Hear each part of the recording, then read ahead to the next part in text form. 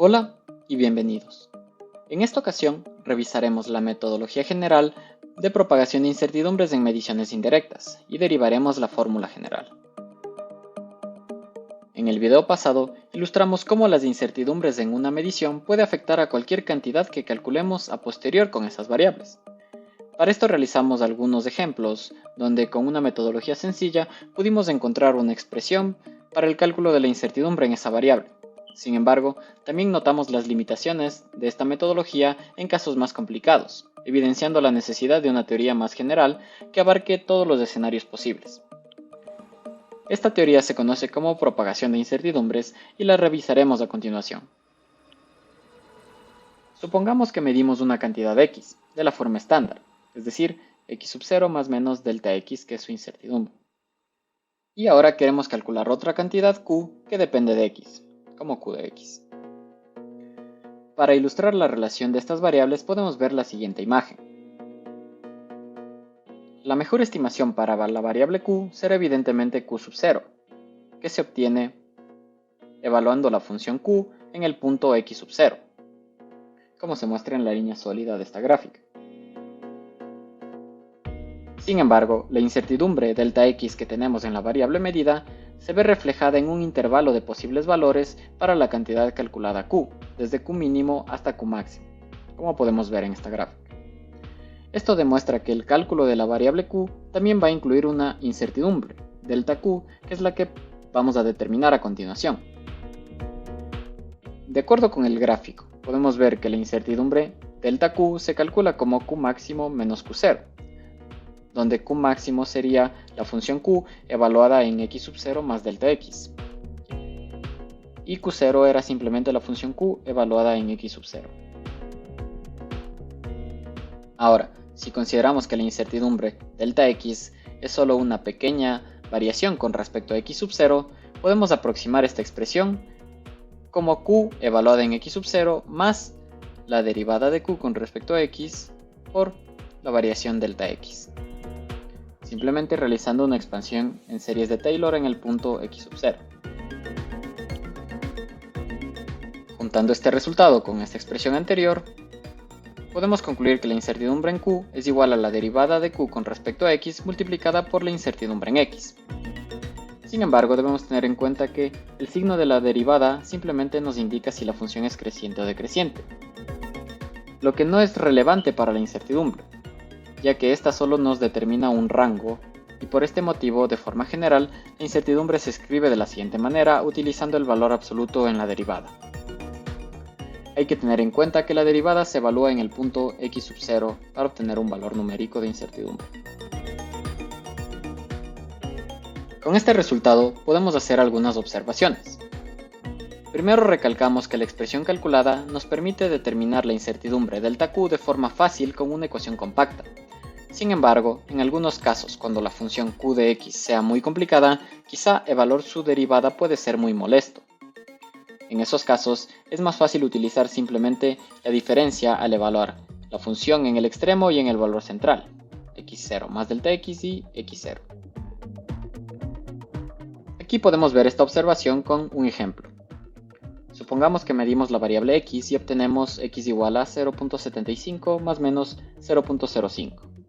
Y con esta variable queremos calcular la cantidad q que depende de x por medio de esta función complicada. En este caso, lo más sencillo sería evaluar q de x0 igual a 2.332 y q de x0 más delta x, que resulta en 2.738. Luego calcular la incertidumbre simplemente con la diferencia, obteniendo un valor de 0.46. Si comprobamos el cálculo de la forma estándar, utilizando la derivada, obtendremos una incertidumbre de 0.382. Pueden comprobarlo por ustedes mismos, que es bastante cercano al valor obtenido por el otro método. En los dos casos, después de redondear apropiadamente, vemos que obtenemos la misma respuesta. Ahora, ¿qué pasa si tenemos una función que depende de dos variables? En este caso el análisis es bastante similar. Partimos de las cantidades medidas, x de y, cada una con su incertidumbre, y queremos calcular la cantidad q que depende de las dos variables. Nuevamente, la mejor estimación será simplemente evaluar la función en los valores centrales de x0 y y0. Luego, para calcular la incertidumbre, procedemos a evaluar la función en los extremos con más menos la incertidumbre de cada variable, como podemos ver aquí. Si realizamos la misma aproximación de Taylor, en este caso, obtenemos el siguiente resultado, con la diferencia de que ahora tenemos derivadas parciales con respecto a cada variable. Ahora, podemos argumentar nuevamente que, para el cálculo de la incertidumbre, no nos importa el signo de la derivada, sino solo su magnitud. Entonces reescribimos la cantidad Q de esta manera, donde reconocemos el lado derecho de esta expresión como la incertidumbre en Q. De esta manera, la fórmula para el cálculo de la incertidumbre en Q es igual a la derivada con respecto a x por la incertidumbre en x, más la derivada con respecto a y por la incertidumbre en y. Ambas derivadas en valor absoluto y evaluadas en los puntos x0 y y0. Para finalizar con este tema, vamos a realizar algunas generalizaciones de los resultados obtenidos.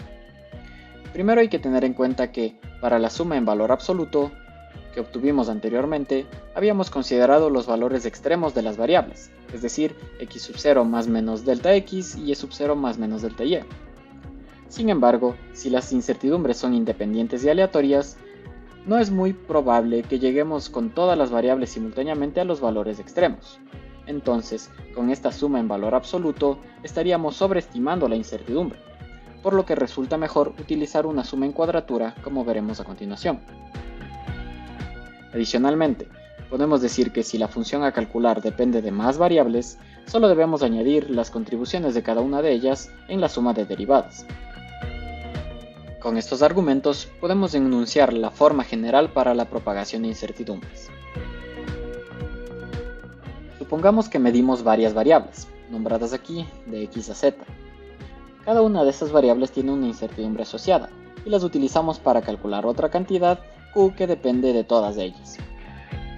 El primer resultado es que, si las incertidumbres son independientes y aleatorias, entonces la incertidumbre en Q será esta suma en cuadratura. Multiplicamos la derivada de cada variable por su incertidumbre, elevamos al cuadrado y sumamos todas las componentes. Finalmente calculamos su raíz cuadrada.